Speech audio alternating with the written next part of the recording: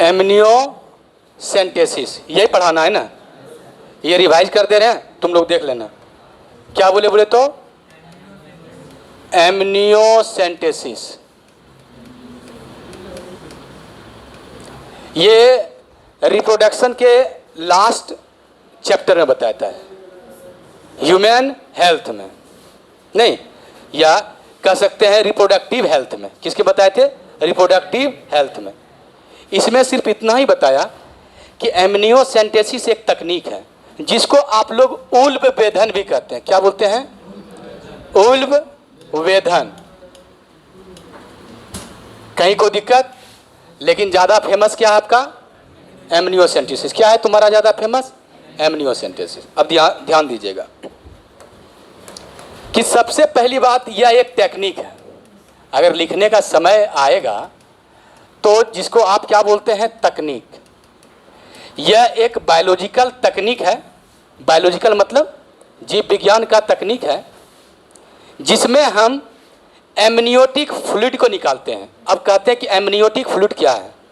तो amniotic fluid उसे कहते हैं जो कि माँ के गर्भ में, यूटेरस में पल रहे जो बच्चे हैं उसके चारों तरफ जो द्रव रहता है, उस द्रव का नाम क्या है? Amniotic fluid. क्या बोलते हैं इसको?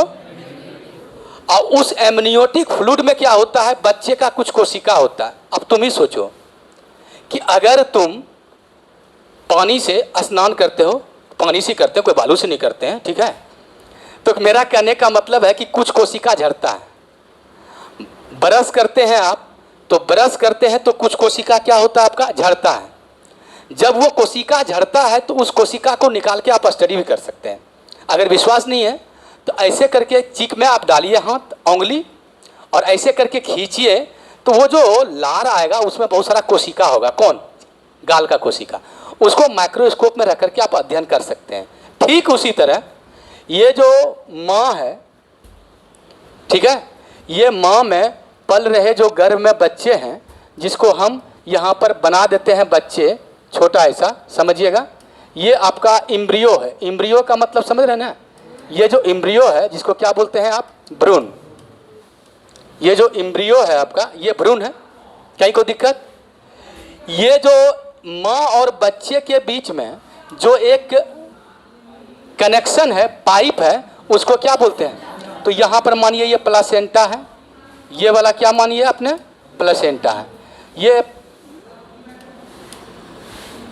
ये वाला आपका क्या है? प्लासेंटा है। कहीं को दिक्कत? तो ये आप इसको लिख दीजिए क्या? प्लासेंटा। कहीं को दिक्कत? और मैंने बोला था इसी प्लेसेंटा के जस्ट नीचे एक जो है आपका लेयर होता है, जैसे प्लाज्मा मेम्ब्रेन तो लेयर। इस लेयर के अंदर जो है आपका बहुत सारा द्रव होता है बच्चा को प्रोटेक्शन करने के लिए। इसी द्रव का नाम क्या है आपका? Amniotic fluid. क्या नाम है आपका? एमनियोटिक फ्लूइड या फ्लूइड। क्लियर है? ये क्या है आपका बोले तो? Amniotic fluid. अब ध्यान दीजिएगा, ये जो बच्चा है, बेबी इम्ब्रियो, इसका बॉडी पूरा कांटेक्ट में रहता है। किसके कांटेक्ट में रहता है? एमनियोटिक फ्लूइड के कांटेक्ट में। इसका मतलब इसका कुछ कोशिका झड़ करके यहाँ पर मौजूद रहेगा।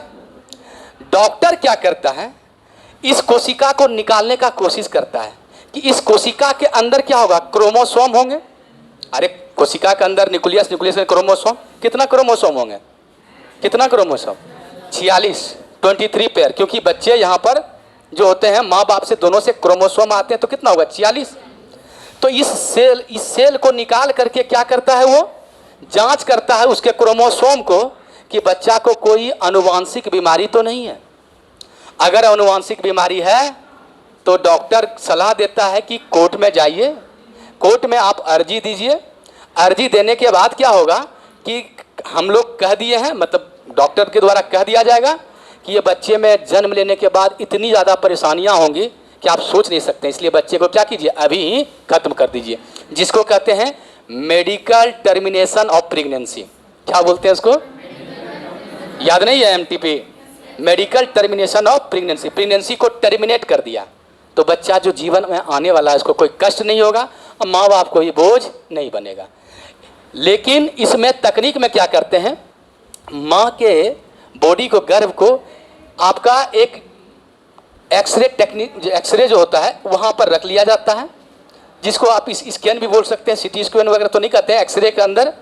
और एक्सरे के अंदर रख करके डॉक्टर देखता है, उसको दिखता है स्पष्ट कि बच्चे का कहाँ पर है, बच्चे का द्रव कहाँ पर है, और देखते हुए एक इंजेक्शन डालता है इसमें, किसमें, माँ के गर्भ में। और इंजेक्शन जो डालता है तो इंजेक्शन आपका डालता है तो ऐसे करके आपका इंजेक्शन डाला, और इंजेक्शन डालने के बाद आपका ये इंजेक्शन से कुछ लिक्विड को खींचेगा। जब लिक्विड जाएगा तो आपको पता है ना किसका कोशिका जाएगा इसके अंदर, किसका कोशिका जाएगा, ये भ्रूण का कोशिका जाएगा।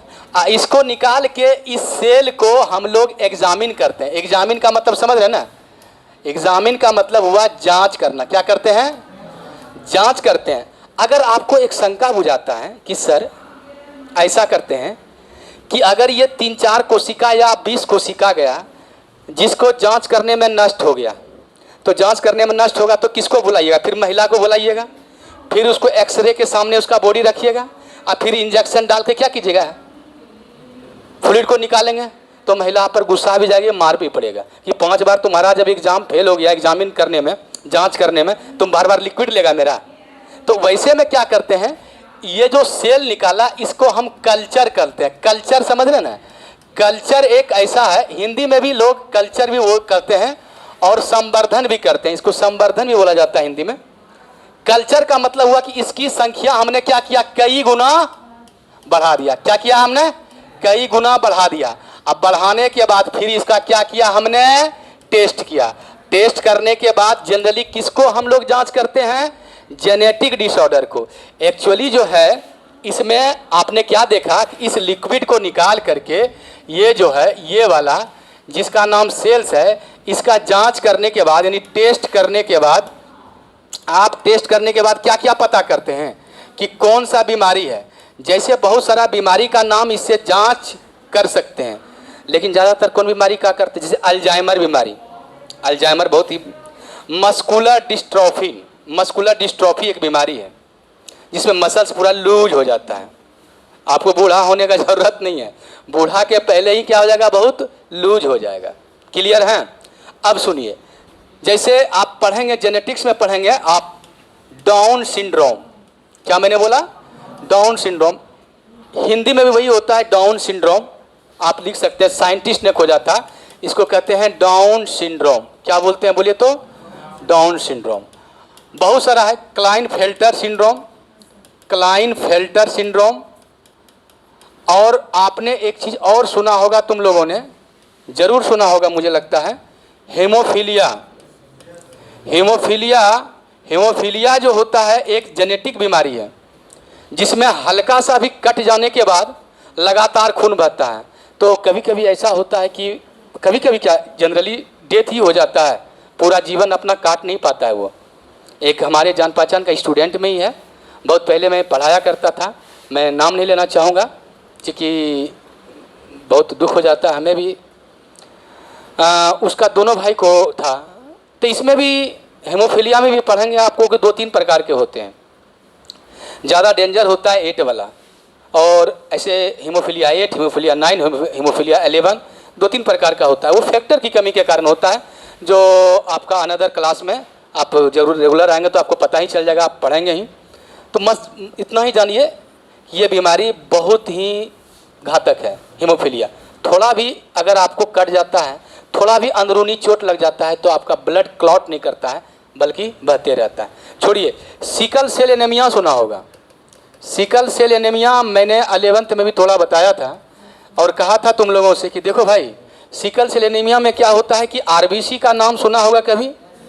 ये जो आरबीसी का, ये बाइकॉन्केव होता है और सर्कुलर होता है, लेकिन इसके अंदर जो हीमोग्लोबिन है, वो हीमोग्लोबिन जो होता है आपका कंस्ट्रिक्ट करने के कारण, मतलब क्या करते, खिंचाव होने के कारण इसका साइज होता है कचिया के जैसा। कचिया और हसिया आपने गांव में सुना होगा, ये कचिया और हसिया के जैसा होता है, जिसके कारण आपके अंदर हीमोग्लोबिन है, फिर भी आपको ऑक्सीजन की कमी महसूस होगी। हीमोग्लोबिन है फिर भी ऑक्सीजन की क्या होगी, कमी महसूस होगा। आपका बॉडी आलसीपन का लगेगा और एक तरह से ये जेनेटिक प्रॉब्लम है। इसी तरह है मस्कुलर डिस्ट्रोफिन या मस्कुलर डिस्ट्रॉफी। मस्कुलर जो है डिस्ट्रॉफी, ऐसे बहुत सा डिस्ट्रॉफी ऐसे करके बहुत सारा जेनेटिक, अल्जाइमर बोला था। तो ये जो ऑल दीज डिजीज जो है सब का क्या है, आपका जेनेटिक डिसऑर्डर है। क्या है आपका जेनेटिक डिसऑर्डर का मतलब वो अनुवांशिक बीमारी है। कौन बीमारी है? तो ये अनुवांशिक बीमारी अगर हम आ गए दुनिया में और इसके बाद डॉक्टर ने पता किया तब तो फिर मेरे जीवन के साथ रहेगा। अनुवांशिक बीमारी जल्दी ठीक होता नहीं, जल्दी क्या होता ही नहीं है ठीक।